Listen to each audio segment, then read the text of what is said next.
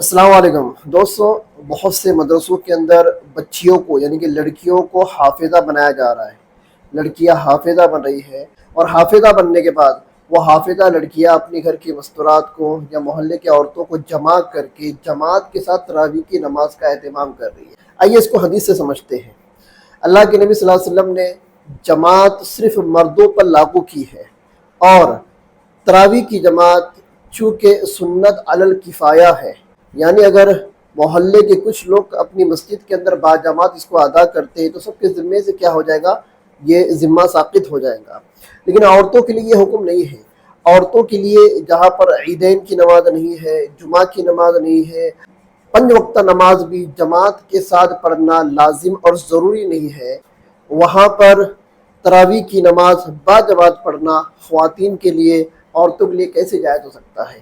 حدیث شریف کے اندر آتا ہے عورت کا اپنے گھر میں اور اپنے گھر کے کونے میں نماز پڑھنا زیادہ افضل ہے۔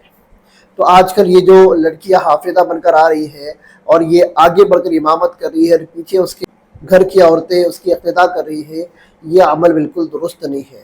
عورتوں کے لیے یہی حکم ہے کہ وہ تراویح کی نماز 2 رکعت کر کے 20 رکعت علیحدہ تنہا انفرادی طور پر پڑھے، پھر 3 رکعت وتر کو پڑھ لے۔